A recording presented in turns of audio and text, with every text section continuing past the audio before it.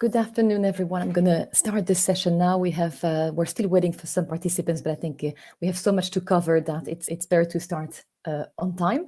So my name is Stephanie Panikeli-Bataille. I'm the head of the School for Cross-Faculty Studies, where we have the division of Global Sustainable Development.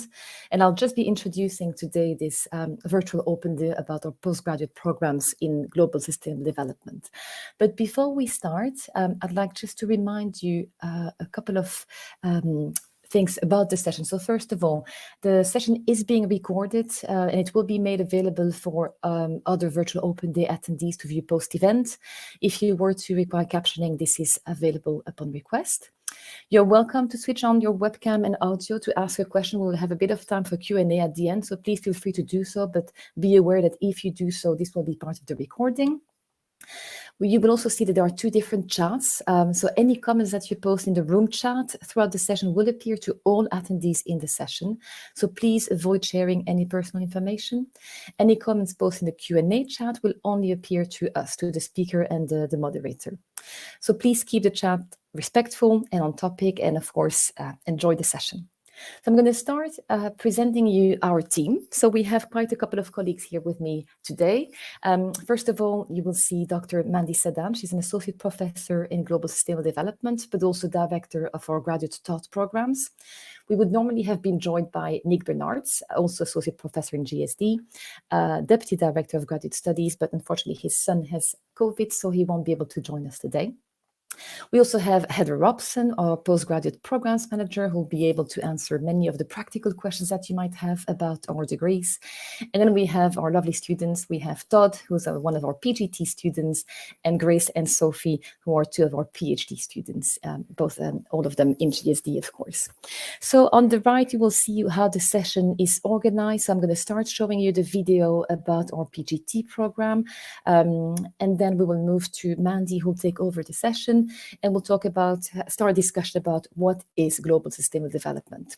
She'll then explain further what our MASC program is, and she will cover the MPhil and PhD too today, exceptionally, and then say a little bit more about the professional development support that we have within our school. And then our students will give you some information about the community, the WARI community, the GSD community. And then, as I said, there will be a bit of time for you to ask questions in the Q&A session. So I'm going to start the video now, and then after that, Mandy will continue with the slides.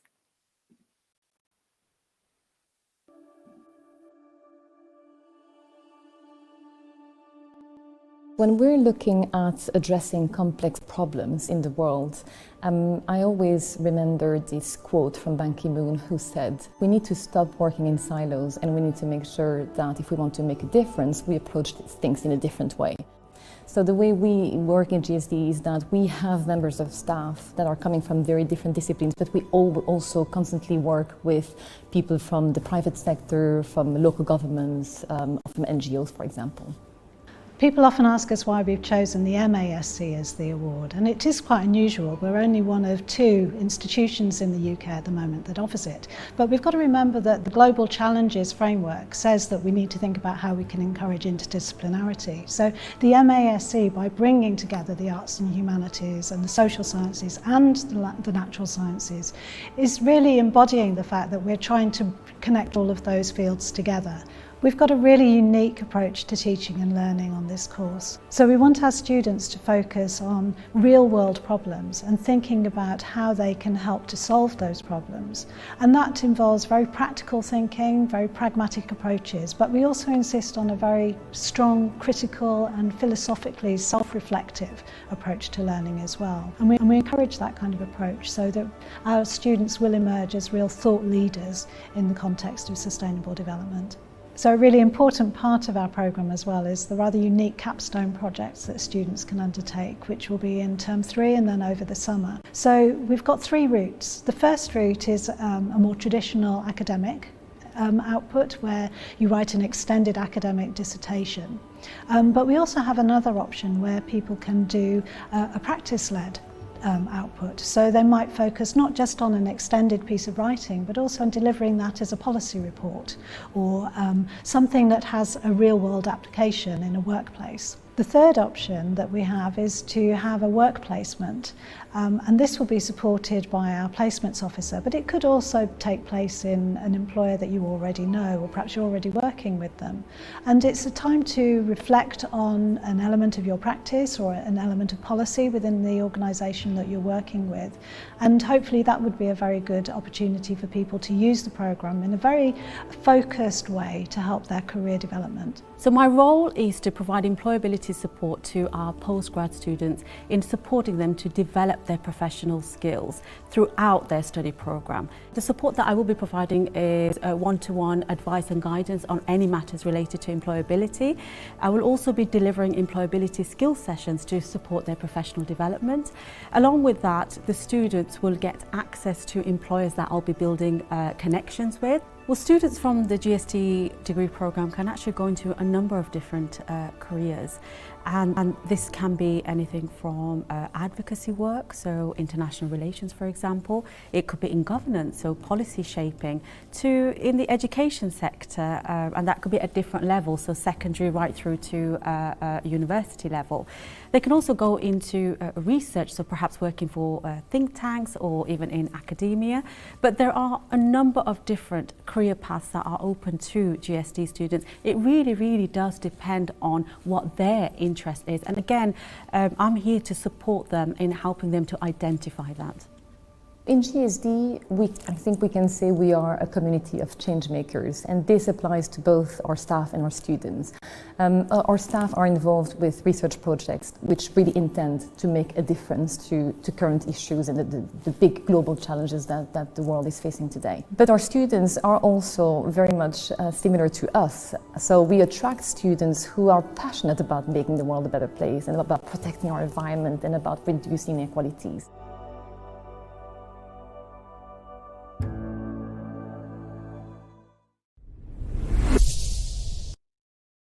Well, I hope that you found the short video interesting. And my role now is really, first of all, to just say thank you to all of you for joining us this afternoon, but to just really talk through initially what this thing is, global sustainable development. Because if you're thinking about coming to join us to do graduate studies, whether as a master's student or as a PhD researcher, why would you want to situate yourself within a department that's focused on global sustainable development? So what does this term mean? And I just wonder if I could actually start off by asking those of you who've joined us, what do you understand by this term? If any of you would like to put in the room chat what you think global sustainable development means, what it is, I'd really welcome that, and we can start talking from there. Just give you a couple of minutes if you want to just add something in. Any thoughts on this? Great. Okay, Dion, thank you very much. So seeking to address the 17 UN SDGs, yeah, at a very basic level, that is what global sustainable development is about, in part. So, I mean, let's think maybe a little bit more broadly where this term emerged from, because one of the things we need to bear in mind is that the idea of sustainable development is emerging all the time. It's changing constantly.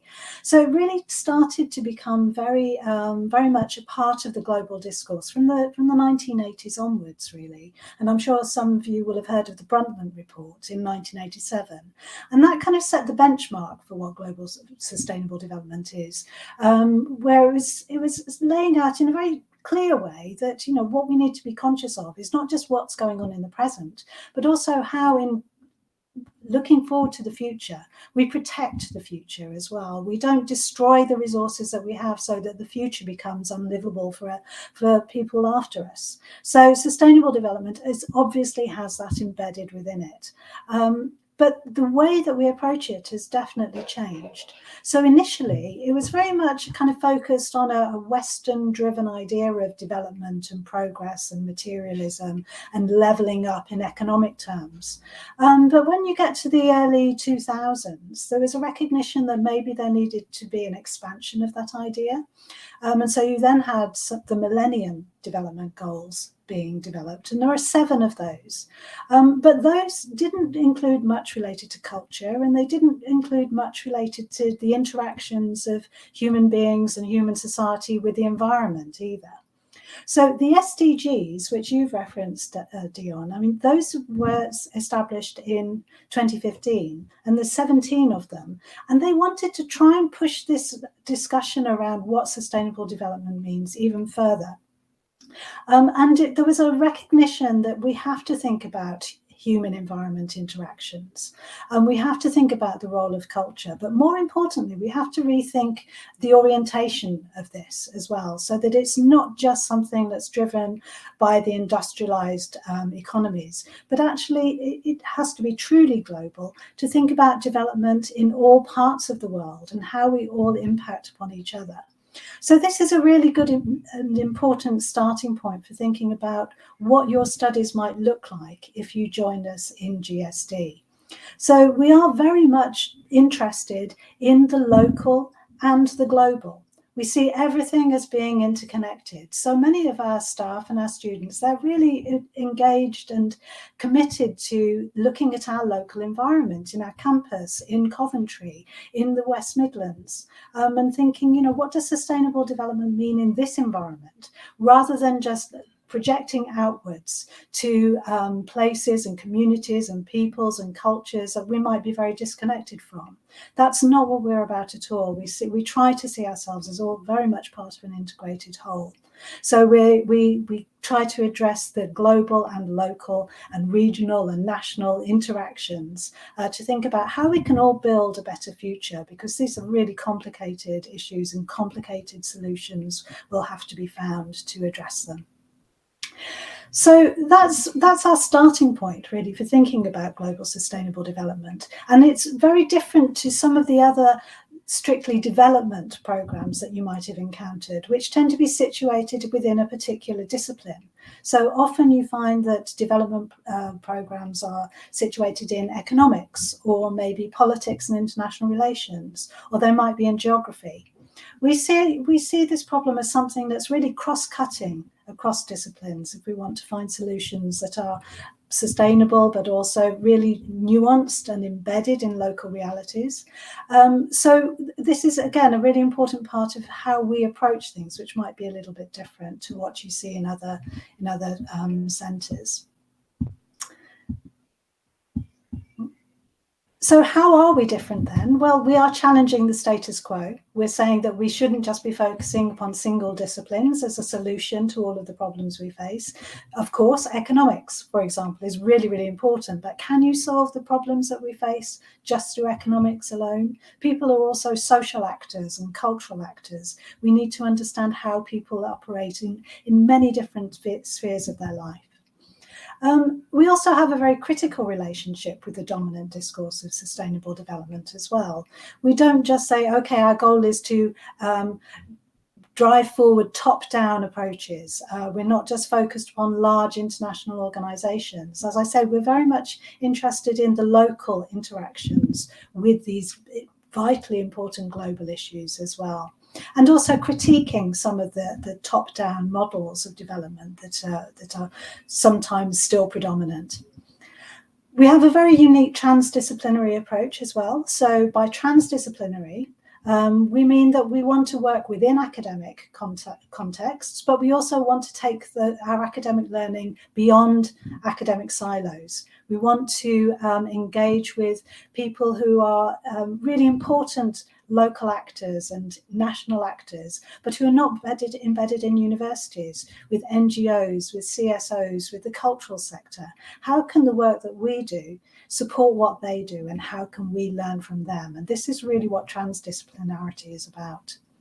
And all of these objectives that we have are helped by the fact that we're situated not within a single discipline, but within the School for Cross-Faculty Studies. So we try to reach out across disciplines and promote this very rich interdisciplinary engagement.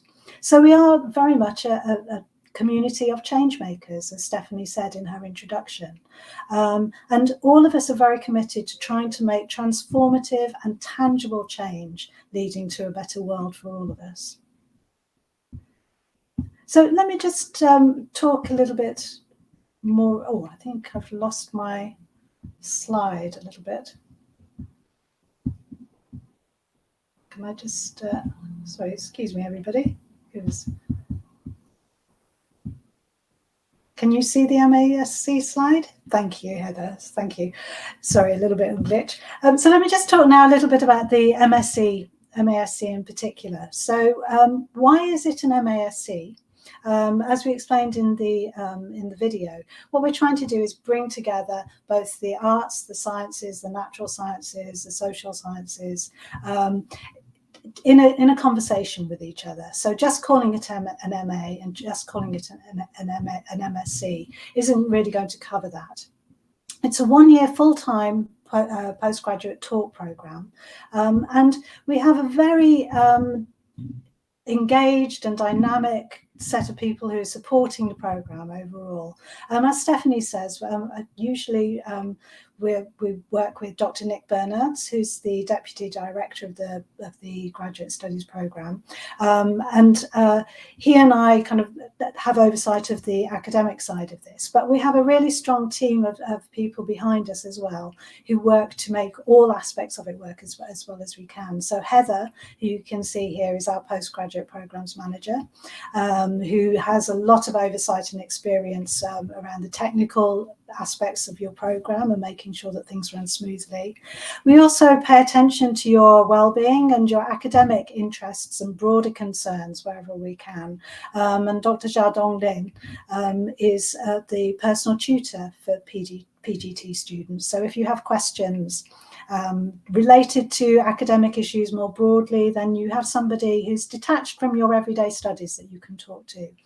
And then we also have Lily, who does a huge amount of work just supporting the technical sides of the program as well and trying to make sure those run smoothly. And then we have Bodran, who you saw in the video, who supports the work placement program as well. So you can see that we have a lot of people working on the program who can support it, and that also helps to ensure that it runs smoothly. So the program is really for a very wide variety of people. So you might be wondering, well, is my background, are my credentials okay to be joining a program like this? We have students who come to us with prior experience of GSD, as Todd will talk about later when we have his input as a student who came through us through the undergraduate program and then now is the graduate program. But we also have students who are coming to this entirely new. The main thing is that they're very committed, they're very interested in the subject, and they want to do something tangible to make a difference. And we also try to encourage students who have work and life experience related to GSD. That's important and valuable. However, it is a very challenging academic program, so we do want to make sure that that life experience is also matched by a strong evidence of a strong academic background as well, so that when you come in, you'll be able to participate fully and get the most from it. So just a brief word again about the nature of the program and the teaching and learning and assessment. So we do focus a lot on research-led teaching. We have people coming in and discussing case studies who are engaged in active research projects, and we try to frame a lot of our understanding of the issues we discuss through empirical examples, and then from those we pull out some of the big issues and discuss them. So the research-led teaching is very important to us. However, we also see you as researchers, and so we want to see how you use your learning to develop your own research agenda. And that's something that we take all the way through undergraduate level, all the way through the graduate program as well. It's really important for us that we see our students also as researchers.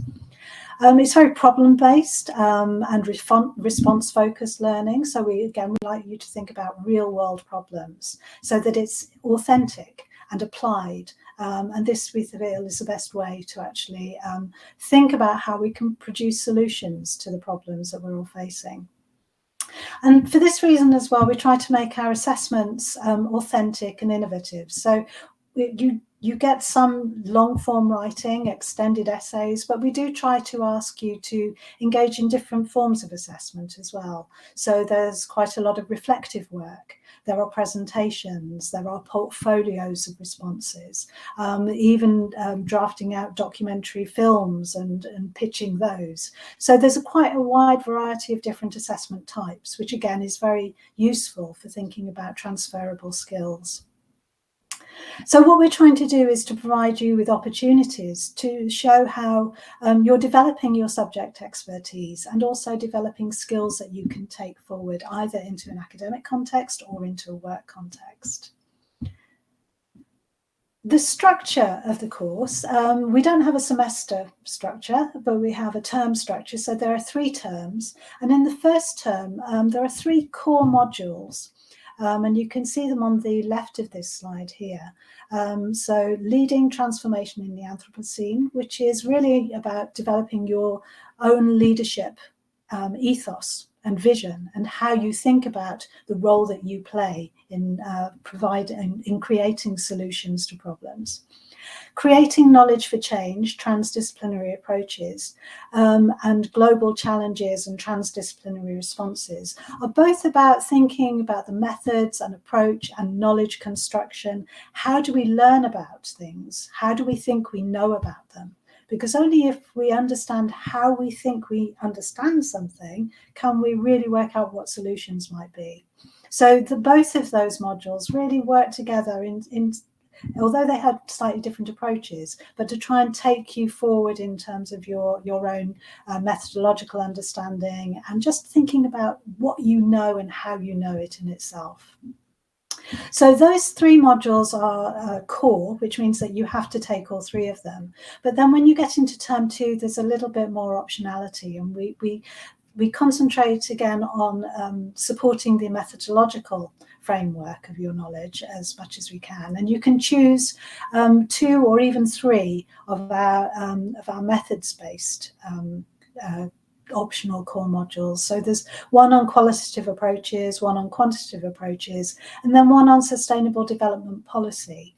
And we see this as really being a methods-driven course as well, because how can you actually put forward policy if you don't understand what policy is and how policymakers work and how they frame their understanding? And that's actually a very distinctive area of knowledge that you need to actually grapple with and understand. It's not just a case of throwing out policy documents and expecting people to pick them up and run with them. It's much more complicated.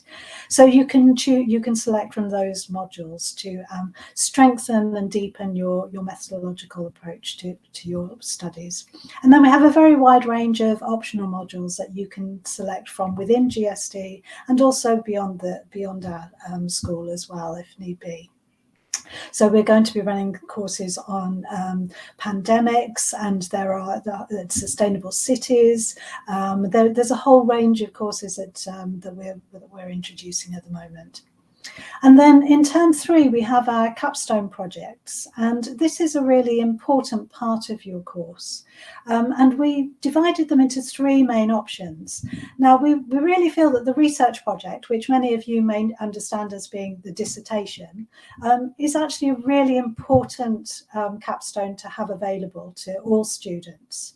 But we are going to think about how, from next year onwards, we're not going to just restrict it to having a long form 10,000 word dissertation. You might be able to develop a research project in which you have other forms of output as well, thinking about more creative dissertation outputs or research project outputs. And again, this is a model that we've used at undergraduate level that we're bringing through and scaling up and stepping up for our graduate program.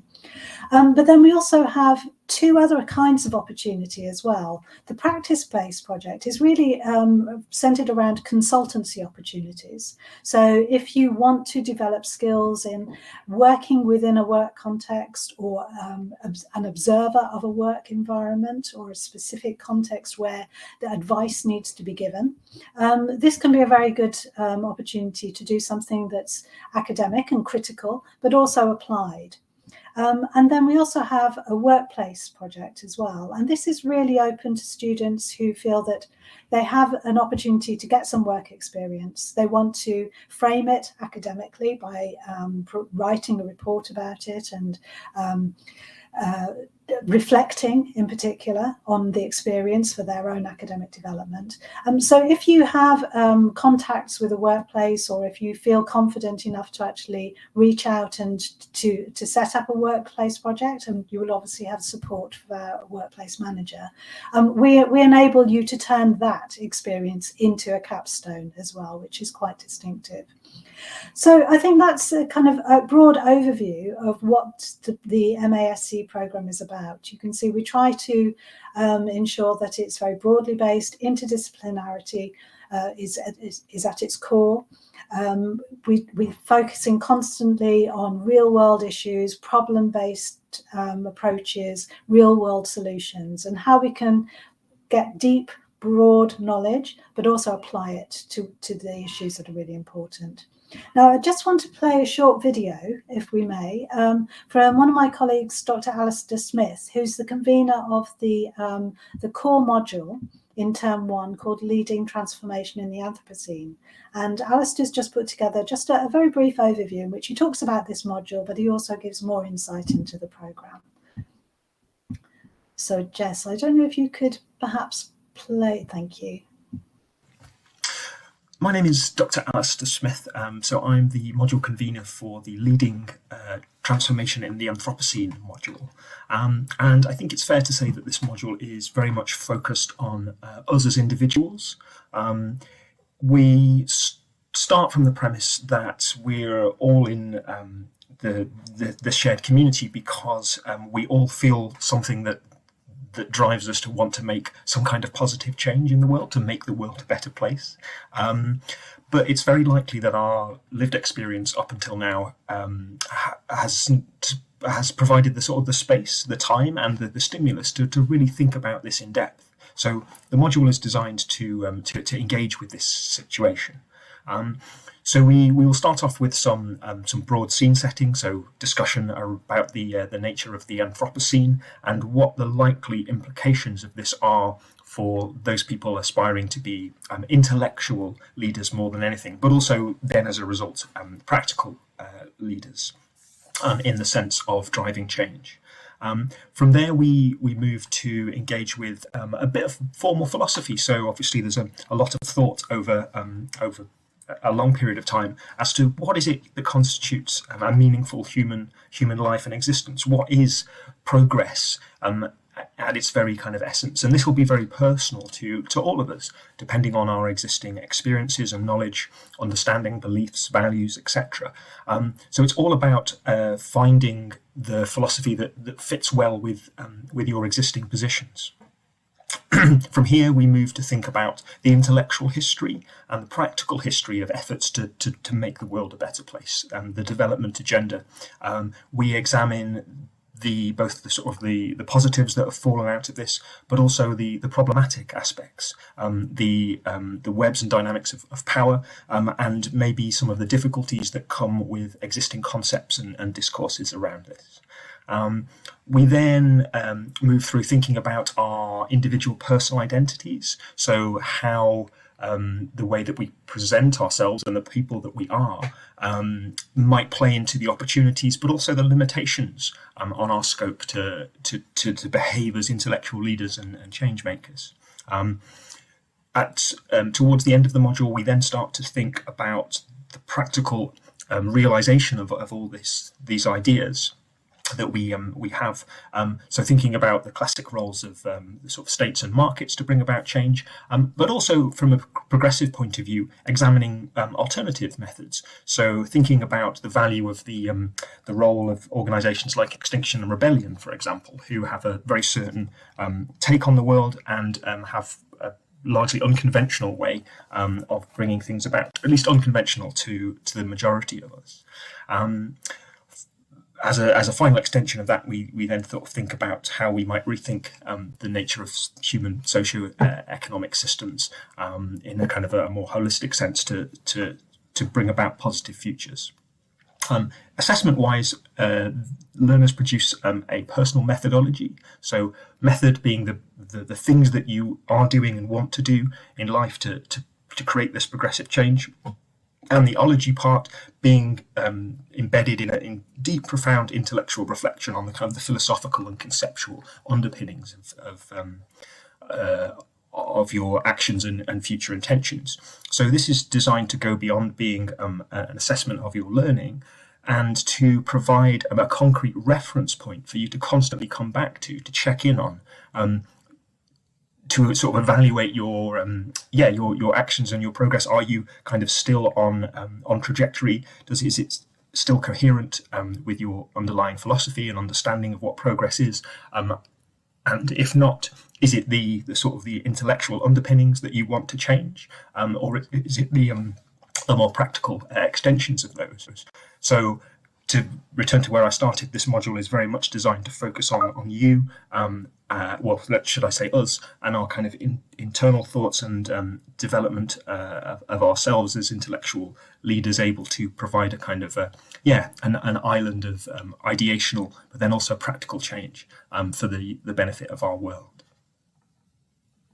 So you've heard something from Alistair there about his vision for the module that he's put together. And what we'd like to do now is turn to one of our students who can perhaps talk in a more personal and empirical way about what the experience of studying on the course has been like. So I'd like to introduce Todd to you now. And Todd, could we perhaps pass over to you to give us some of your insights about what it's been like to study on course? Yeah, absolutely. Hello, everyone. My name is Todd. I'm a graduate of the undergraduate program in GSD, as well as currently being on the MASC postgraduate talk program. So I've been with GSD for a while, been around the block a few times at the university. And I thought I'd speak kind of focused on two specific things, and I'll keep an eye on the room chat if anyone has any specific questions afterwards. But firstly, I really want to emphasize the interdisciplinarity of the way that we do things in GSD, not only kind of in terms of the modules themselves, which you've heard about from Mandy and Alistair already, so I won't go into, but speaking specifically to my cohort that's doing the first year of the MASC this year.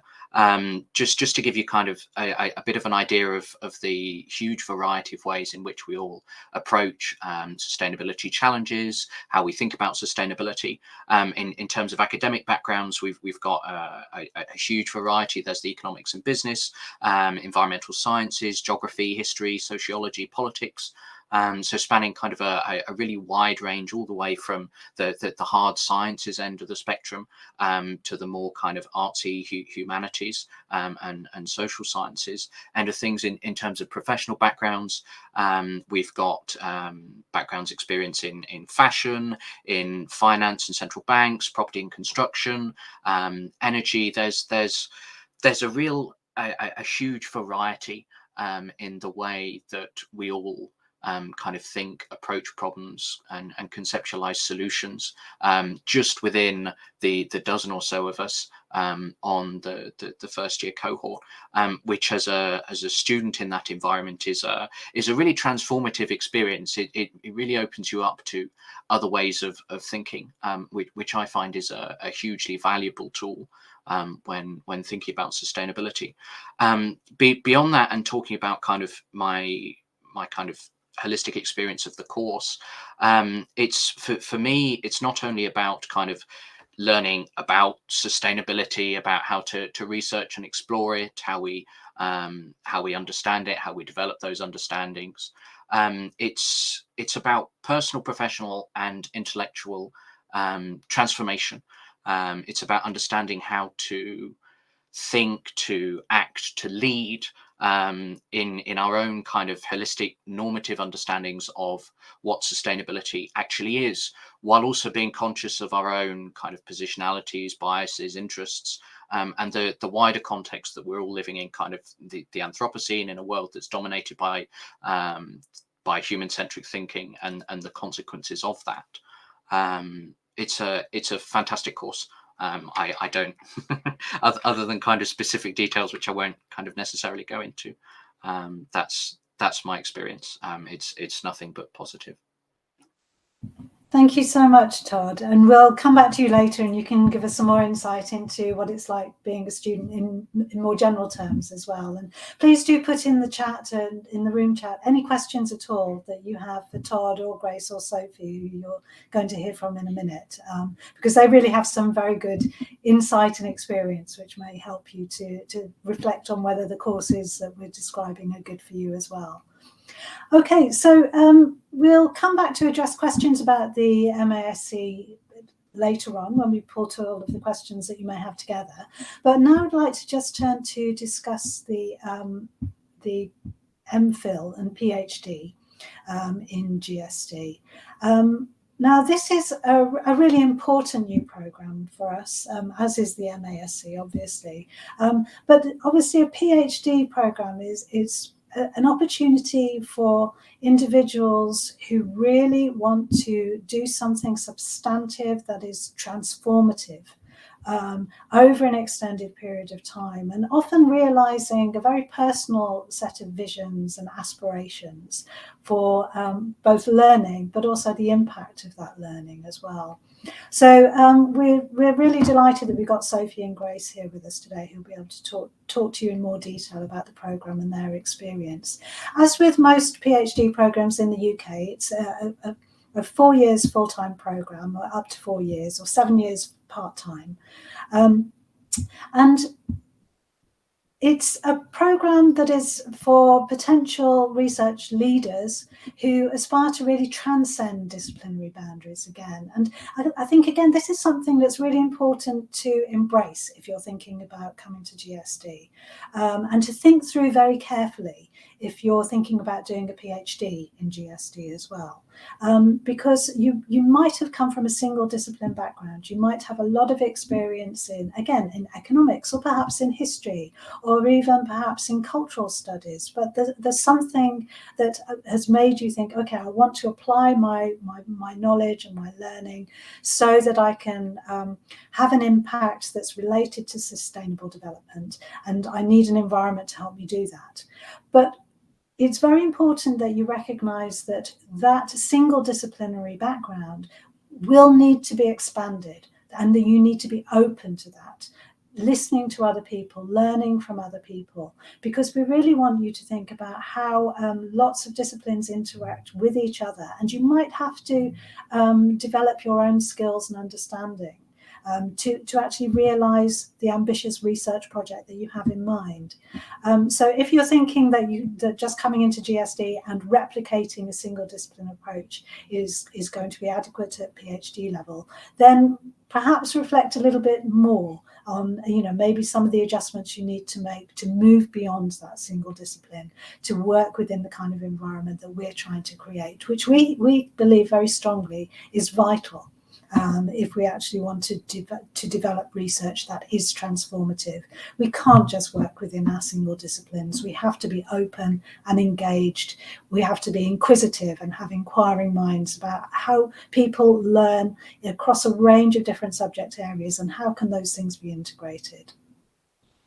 Because we really want to have effect and impact on very complex challenges. And so this, as I said earlier on, this is really something that can't be driven just by learning around a single discipline itself. Now, to facilitate that, we also recognise that also the supervision you need is likely to be complex in many respects, that we might have to bring in people with experience from a variety of different areas, that there might not be a single supervisor who has all of the knowledge and skills and experience that you might need. So we do tend to emphasise bespoke forms of co-supervision within GSD, and that is from within GSD itself, but also from the other department in our school, which is liberal arts. We also have the Institute for Global Sustainable Development, and so we're able to draw on expertise from there. But we also look to partner departments around the university so that we can ensure that you have that critical engagement at the right level in the particular focus that you want to bring to your research topic. We also encourage mentoring and engagement with external organisations as well. So again, this is very much part of our transdisciplinary approach to GSD. So this also impacts on the kind of training that you have as well. If any of you who are thinking about doing a PhD have been looking at other courses, then you'll probably be aware that there's always a research methods course that is usually undertaken in the first year, and we also have to emphasize research methods within your training of the first year. But it's a slightly different approach that we have, because we're not trying to train you within a single discipline. So, for example, my PhD was in history, so it was quite straightforward for me to go into a research methods class that was focused on the discipline of history.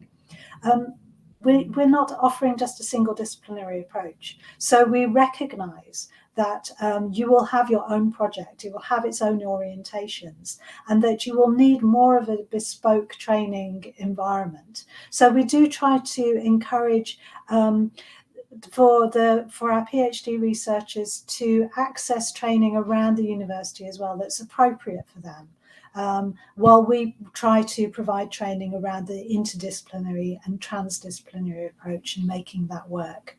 So we do try to encourage you to take postgraduate modules in other departments where that is helpful to support your learning, and then you bring it back into your program. So it's very much focused on a personal development program, and also professional development skills. We try to look at each project individually and think, well, what does this need, as much as we can. So you can see the breadth and the scope of the different projects that have come into the department just in the first year. So we've got some examples here. We've got a project looking at sustainable diets and child health, which looks at policy and how this impacts health inequalities. Another student is looking at life experience of Chinese millennials in the UK.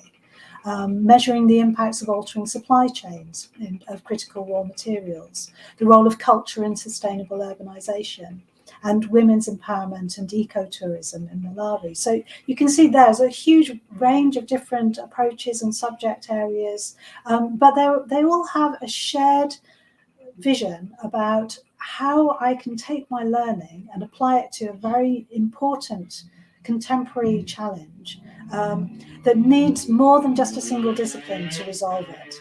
And how can I train myself up to both learn how to learn and then also learn how to apply my learning so that it creates change. We're trying to build up a very strong research culture within GSD as well, which you will also contribute to. So we have various public lectures that take place, and you can see some examples of them here on this slide. So we recently had a public lecture looking at global multiple migrations and class-based mobility capital of elite Chinese gay men. We've also got a number of research networks, and you can see some of the contributions that have been made by the Oral History Network, for example. So there's lots of networks and research seminars that you can contribute to, and you can also suggest, and you can participate and be part of creating that research environment as well. We try not to be incredibly hierarchical about this, but to try and make everybody feel that their contribution to how we grow and how our research culture evolves is important from everybody. We've also got a number of teaching opportunities that are growing as our teaching program also grows. So we're trying to enable more opportunities for graduate researchers to contribute to some of our undergraduate modules, and this is going to expand in coming years as well. So we've got a range of different teaching and research opportunities that are very active within our own department. But of course, then you have the whole of the University of Warwick as well, which you can draw upon with a very active doctoral school. And there are many seminars and conferences. So you can take that wider environment and bring it back into your learning in GSD, which is a very unique environment within the institution. We also have a number of scholarships, which Heather may talk about further later on. But one of the things we are most proud of is the fact that we've been awarded a very important series of scholarships from the Leverhulme Trust, which is the Leverhulme Transformed Doctoral Scholarships Programme. So these provide fully funded 4-year studentships for students who want to undertake a PhD in GSD. And again, the purpose is to work on transdisciplinary projects that address a real world problem and a sustainability challenge. Now, the entry for that has closed, but it will be recurring for another 2 or 3 years from now. And so if you're interested in participating in this, then the deadlines are usually in January. And it's a 2-part application process. But again, it just shows that we have a very rich research culture that is emerging within GSD, and that we're really flagging the importance of doctoral research within our department, and that we have these very prestigious scholarships, which act as a badge of the quality of what we're doing as well.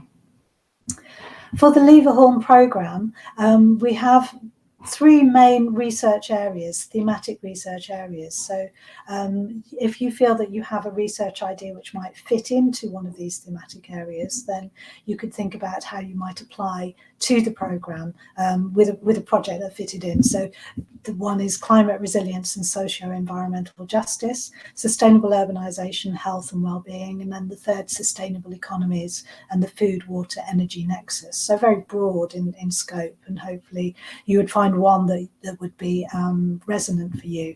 However, we also encourage individual projects in the sense that they're things that you personally would like to do, but they don't necessarily fit into the research areas as well. And we're quite open to those kinds of applications too. But please do keep an eye open on our website, and you'll get more information about Leverhulme when the next round comes up. And I think what I would like to do now is really to hand over to Grace and to Sophie, who can tell you about their experience of studying for a PhD within GSD, and their experience will say far more than I can do. So, Grace, could I perhaps hand over to you, and you can tell us about how this year has been going. Thank you, Mandy. Hi, everyone. As you heard before, my name is Grace Damanga. I'm a first-year PhD student.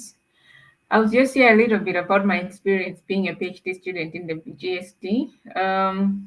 The first thing I'm going to talk about the cross-disciplinarity of the program, which I've personally benefited so much from it. My background is tourism, but then I wanted to do a transdisciplinary research in my PhD. And then at first I had problems to identify a good school or department which can help me to achieve my goal in terms of the transdisciplinary nature of research that I'm interested to do. So when I think Grace is frozen. Oh, I think we might have lost Grace for a couple of minutes. Sophie, could we perhaps pass over to you, and we'll try and bring Grace back in a minute? Yeah, of course. So hi everyone, my name is Sophie and I'm a first year PhD student, and my research project was the one that Mandy showed on critical raw materials and electric vehicle batteries. So what drew me to Warwick initially was, so I come from a maths and engineering background, and I really didn't want to do a PhD that just focused on the engineering side of electric vehicles. I really wanted to kind of get that cross-disciplinary nature, especially with something like electric cars. There's so many wider sustainability impacts that I felt like engineering was kind of not ignoring, but it wasn't giving me the space to explore them. So that's what kind of initially attracted me to this program. And just echo things that Mandy was saying. So I've got supervisors from the sciences, from the social sciences. I'm also working with the British Geological Survey, and there's so much opportunity for collaboration. And even though like each PhD student is doing something completely different, we still find these like opportunities to collaborate and support each other, which is something that I really value, and it's quite nice to have everyone doing something slightly different. I just feel like you learn so much. Something else I want to talk about is the teaching side. So I've been really fortunate enough this year to start teaching. Um, so we've got so many opportunities to teach. I've been teaching first year students quantitative methods, which is based on my background in maths. But you don't just kind of get thrown in to teach. There's so much support available from not just the department, but the school as a whole. And yeah, I'll pass over to Grace, but only positive things on this course so far.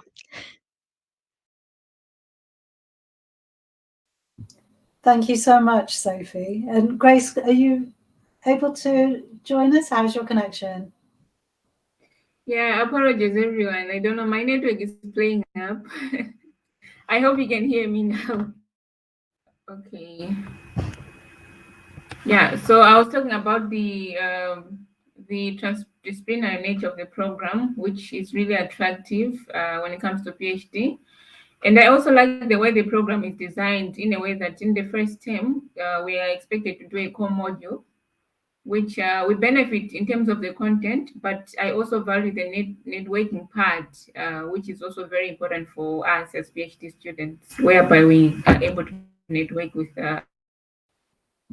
Well, poor Grace, I think she's having real connectivity problems. Grace, can you hear us? Okay, you're back. Please. Yeah. Sorry. Yeah, so like in my case, for example, I was able to do some audit modules in the last term, which were connected to the research that I'm doing. And in terms of research culture, I think Monday you talked about research culture area. I also like that the department is open enough. For example, as PhD students, we are uh, organizing a symposium, which we're expected to have in July, which is also, I should say, it's beneficial to us. And I also like the flexibility from the department, which gives us a chance as PhD students also to explore in terms of research and scholarship. I think for now, that's what I can say. Thank you. Thank you so much to both of you. And we'll come back to ask you some more questions in a minute about some of the wider experiences you've had during this year as well, because obviously you're all working hard, but you need to also have other activities going on as well. And there'll be other things that are really important in your life that is also important when people are deciding about where they want to come for their graduate studies as well. So thank you for the time being, and I'll come back to you shortly.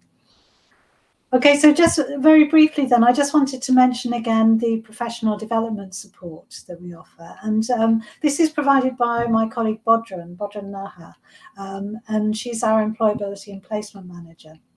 And Bodran is incredibly busy because she looks after all of the undergraduate program as well as the graduate students. And I think really at graduate level, she sees her role really as supportive. So she is there to kind of guide people and to give you some really good advice and input into issues that are important in terms of how you translate your experience into transferable skills or pursuing the agenda that you have relating to moving into work, or how you build a life that takes advantage of your academic growth, but you can apply it also in a workplace and experience that kind of learning and integrate everything as somebody who's really interested again in making change. So Bodran has really extensive links with employers across many different sectors, and she's there to provide one-to-one personalised support. And in particular, she helps out on the MASC workplace capstone, which I mentioned previously. And her role there is really to try and find workplace placements where she can, although really if you have a very specific or bespoke interest, then she will be there to support you as you seek that out as well, because of the various limitations that there might be in terms of matching employers, with students, and your particular goals. So she's really there to guide you and give you advice in that along those lines and how to do it. So Bodhrán is a really important asset within our department. It's very rare for departments to have an individual like Bodhrán in place who can provide you with that kind of support. So let's now just talk generally then about the community that we have in GSD, and we're really proud of the way that the staff and the student body and we integrate with each other, and we are very respectful of each other, and this last year with the growth of our graduate programs has actually helped to consolidate that. We've tried not to create a hierarchy, but rather a flatter structure where we see connections between learning at every stage. We hope that undergraduate students have aspirations to join our graduate programs. We really value when our graduate students, and particularly our PhD researchers, participate in the learning that our undergraduates are undertaking as well. So this is the kind of community and environment that we want to generate, which is very mutually respectful and mutually reinforcing. Our students are incredibly active overall, and what I would like to do now is really to pass back to Todd and Grace and Sophie, and if perhaps we start with Todd, for you to talk about your experience of the community within GSD as well, and how this past year has gone. So perhaps Todd, if I could pass over to you. Sure, of course. So the word's been used a lot already, but community is absolutely correct. There's a hugely I guess collegiate maybe is a word that I'd use. We're a real kind of GSD family type vibe.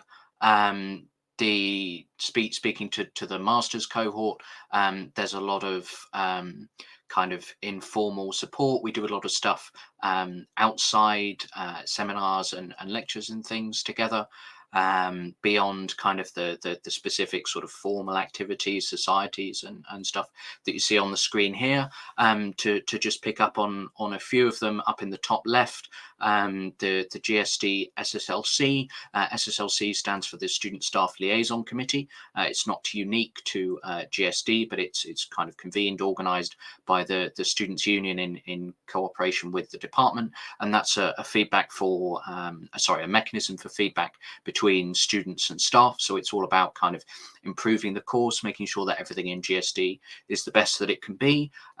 You see there, just cut off in the bottom left, the logo of the department society, who put on kind of academic speaker events, often in collaboration with other societies that have sustainability themes at the university. So Warwick Seeds, socioeconomic and environmental development, Enactus, who are about kind of sustainable enterprise.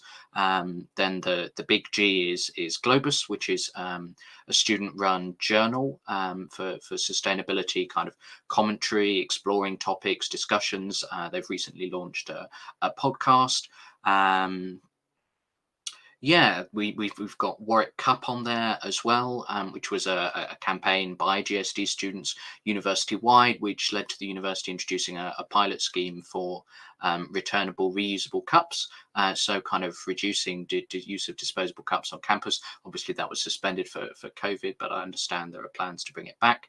GSD students were pivotal in campaigning for the university to adopt a declaration of a climate emergency and a net zero carbon target. There's lots and lots of things that GSD students do together, both in a formal and an informal capacity, and community of change makers, which I think Stephanie said right at the start in the introductory videos, is absolutely the word to use in relation to the department. I don't know if Sophie or Grace have any thoughts to add. Yeah, I can go next. So like I was saying before, I feel like even though we're kind of a newly established postgrad department, we are like really starting to develop this research culture, and just in terms of like collaboration, there is so many opportunities. Echo everything Todd said. I'd just also like to mention some wider Warwick things as well. I think there's this assumption that like as a postgrad, you can't get as involved with like the wider Warwick societies or sports clubs or anything like that, but that is not the case. I'm personally involved with quite a few sports clubs and societies, some within GSD, some without. And Warwick is really well known for having tons of societies, tons of opportunities to get involved. So really, like, whatever you're interested in, there is a society for you. So even if, you know, maybe you love GSC as a degree, but you want to do something else on the side, you can still do that. But yeah, that's all I would add. Yeah, I think much has been said already by Todd and Sophie, that there are a lot of opportunities. And also specifically for the PhD students, there are also some more opportunities through the library, through the Wolfson Research Exchange, whereby I can say that I've also personally benefited from some of those opportunities. So I think Sophie and Todd have already mentioned a wide range of opportunities in terms of community work.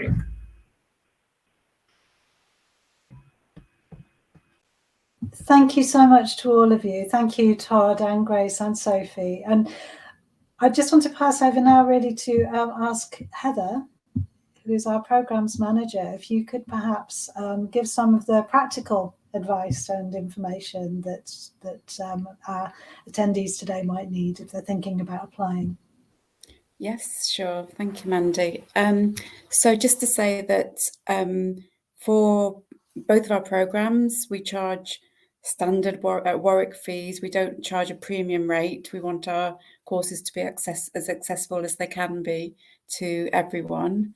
If you are a Warwick alumnus, we give you a 10% discount on your tuition fees, and that's for both UK and overseas tuition fees. We also have some bursaries on offer. The closing date is coming up quite soon. So we've got 4 bursaries, and 2 are for home students, 2 are for overseas students. These bursaries aren't based on need. They're based on fit to the programme, potential, academic excellence, and are awarded on a competitive basis. The form is on our website. It's quite a straightforward form to fill out, and there's the option of winning one of those awards to help with the cost of your postgraduate MASC.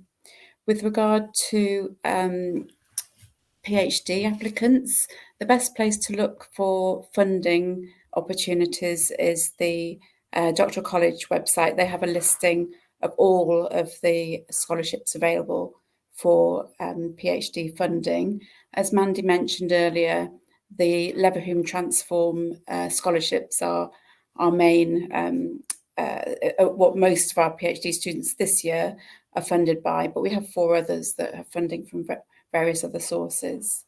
If you're a home student, quite a lot of our MASC students help pay for their studies with a postgraduate student loan. So that's also an option in terms of the funding side of things. Again, with our applications, we use the standard Warwick system, which is should be quite user-friendly.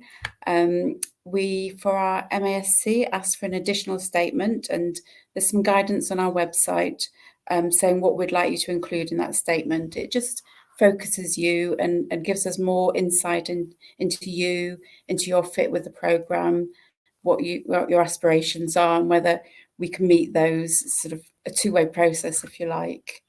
We also ask for references, so it's 1 reference for the master's programme and 2 references for the PhD programme. In terms of the sort of closing date for applications, it's generally the end of July, especially if you're international. Just need that time to get any visa requirements sorted without it being a very last minute rush to get that all arranged. Yeah, and really just if you need any help, if there are any queries, a lot of things are answered on our website. There's a Q&A section which addresses some of the main questions that people might have. But if there's something very specific to you, do please get in touch with us and we'll do our best to help you. Yeah, so hopefully you might be interested to take this further and come and join us next year or the year after. Okay. I Thank think we're you over so to, sorry, any questions next? Yeah, that's right. I think we've just got a couple of contact details there. So if you do want to pick up on any of the points that Heather just raised, then do get in touch. Thank you, Heather, so much. Yeah, and really, we just thank you for your patience. And, you know, I know there's a lot of information to take in. But if you have any questions, please do ask away and we'll do our best to answer them for you now. And in particular, if you have any questions for Todd or Sophie or Grace, then don't be shy about asking them.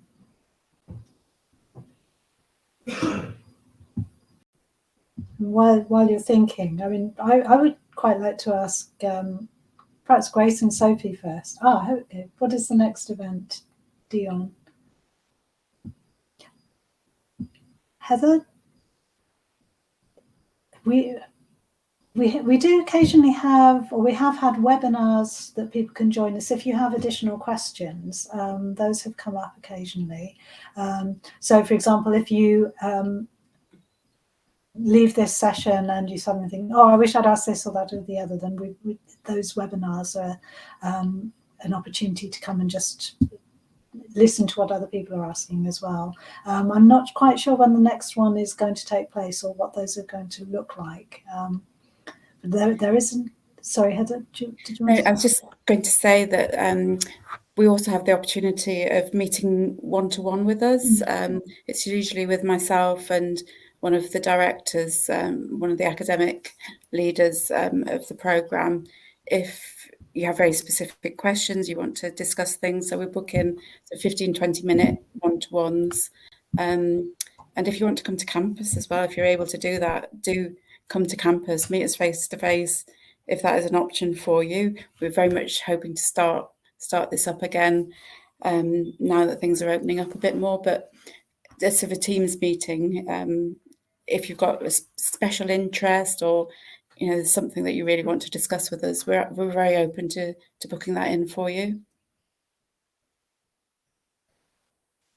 Yeah, thank you, Heather. I think really just if you have any questions, I know it's not your specific question about specific events, but if you do have queries or questions or anything that you just want clarification around, don't worry about contacting us. Just send us an email. You've got the email address here, and we'll try and get back to you as quickly as possible.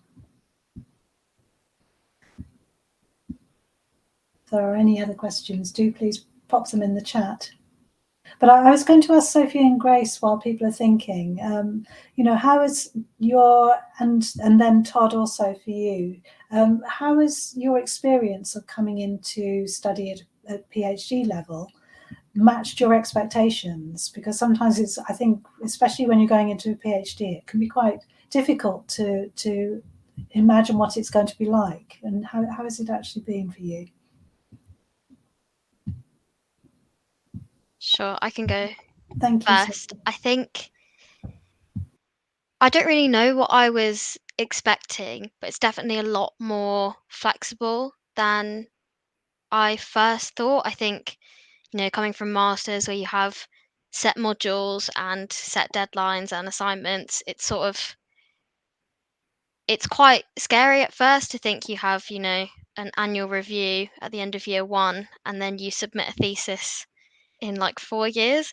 But it just means that your day-to-day is so much more flexible. You can choose the modules and really tailor modules for you. Warwick has a really good program with the doctoral college that kind of supports you through like very PhD specific things. So how to write a literature review, how to write your upgrade documents, but also general kind of like time management skills. And you can then like pick and choose from what they offer. You can pick and choose from GSD, but you can also, you have all of the potential modules at Warwick available to you.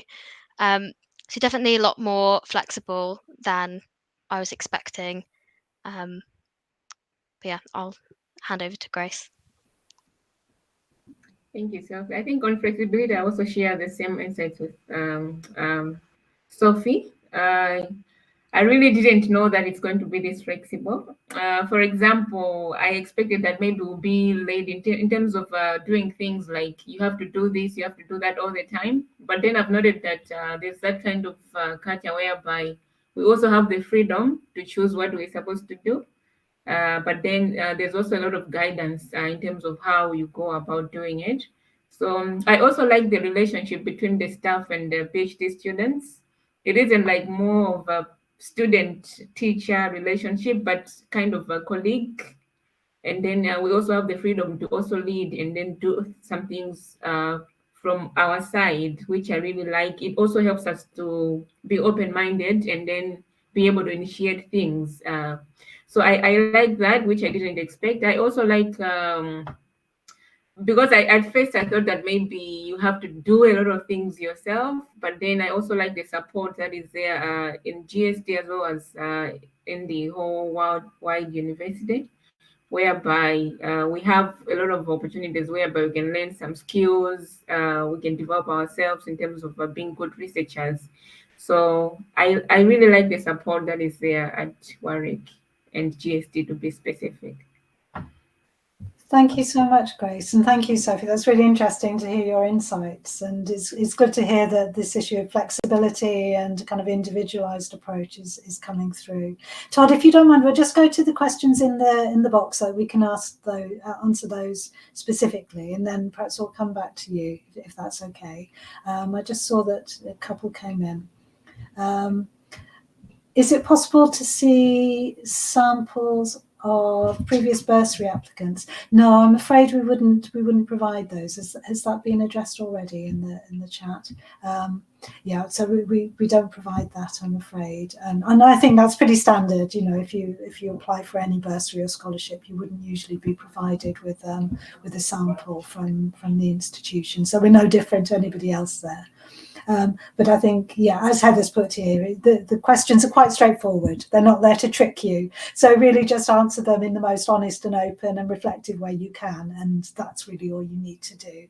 We're not trying to trap anybody or catch you out. Is there the difference between the practice-based and workplace capstone projects? Okay, so with the practice-based one, really think of this as a consultancy type project. So it doesn't necessarily involve you going into a workplace to work full-time every day and with a set number of hours that you have to work.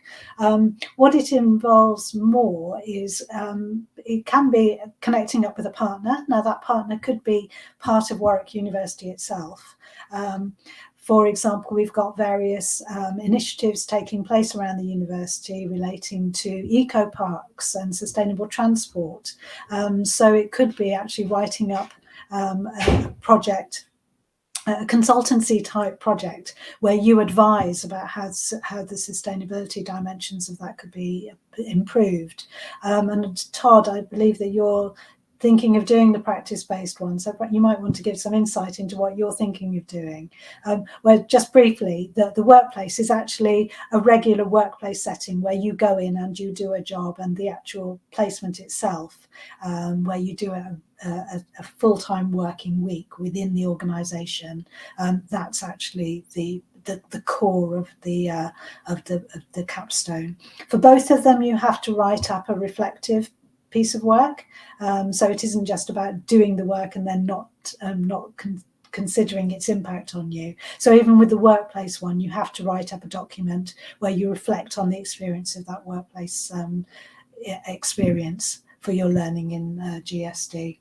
So I hope that kind of clarifies the difference. But Todd, would you mind just perhaps explaining a little bit more about what you're thinking of doing?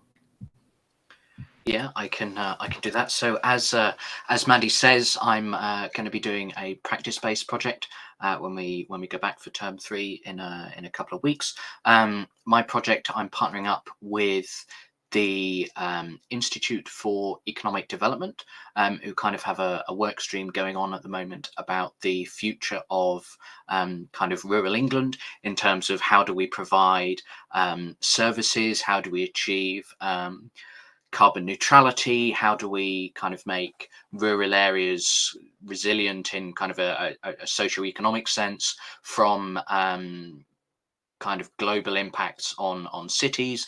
Because in a lot of cases here in the UK and England in particular, the kind of the fate, the prosperity of rural areas is very much tied to cities in kind of a city region type arrangement where there's really strong relationships between the urban and the rural. So my project is going to be working with them, working with their contacts to put together a kind of a position paper, a summary paper on where the discussion around these issues currently sits, and sort of the options, the potentialities, the futures that we may be going down as kind of a scoping research project for them, if you like. So that's my project. Thank you, Todd. It sounds absolutely fascinating and different. Again, just picking up on the question, different to a workplace project in that, Todd, I'm assuming you're not going in and working 9 to 5, 5 days a week. It's you structure it in a much more autonomous way, where you will give feedback to the organisation and develop a conversation with them. So I hope that clarifies the question that you had in mind. Are there any other questions? While you're thinking, if there are, is there one more that's coming? Oh, thank you. All right. So just while you're thinking, if there are any more questions, Todd, could I just ask you what I asked Sophie and Grace, but thinking about coming into the master's program, and how do you see the difference between undergraduate and master's study? You know, has it matched your expectations, or anything been surprising relating to that? So in many ways, out of all the people on the course, I'm probably the worst person to ask this question, having grown up in the GSD ecosystem, if you like. But I think probably the biggest step up, certainly that I've heard some of my peers talking about, is and you've heard Sophie and Grace talk about this already, but it's the flexibility. It's the step up from undergraduate, where you're learning about something, about a topic. You know, you're learning, I don't know, what the physical science drivers of climate change are. Suddenly you're translating that into a master's situation, where there's a much stronger emphasis on you as a researcher. So we do a lot of stuff on kind of research design, on ethics, on quantitative methods, on qualitative methods, and all of the modules that we do on kind of specific topics, challenges. There's a really strong element of particularly when it comes to kind of the capstone assessments for each of the modules themselves. It's a question of go out and explore a specific issue yourself and say something novel about it. So it's less so your kind of classic undergraduate, here's a question, answer it, or take these articles, do a literature review, that kind of stuff. It's stepping into the shoes of being a researcher, really, and I think that's the biggest step up. I've maybe made it sound a little bit like you're just kind of thrown in the deep end and left to learn to swim on your own. That's absolutely not the case. GSD are very, very good, because it's kind of what we do day in, day out, at supporting and encouraging. And the tutors in that respect are absolutely fantastic, not only for designing assessments that give you the freedom while also being supportive, but in terms of providing that specific one-to-one support as well. Thank you, Todd. Do we have any more questions? If we don't have any more questions, then we may close down the session, but we're very happy to stay here until all of your questions have been answered. Is there anything finally that any of my colleagues would like to mention? Anything that we've overlooked? Okay, well, I think because there's no more questions coming in, we can finish the session for today. But I will just repeat that, please just feel free to contact us if on reflection you feel that there's something that you need further clarification on, or that there's a specific issue that you're not sure about.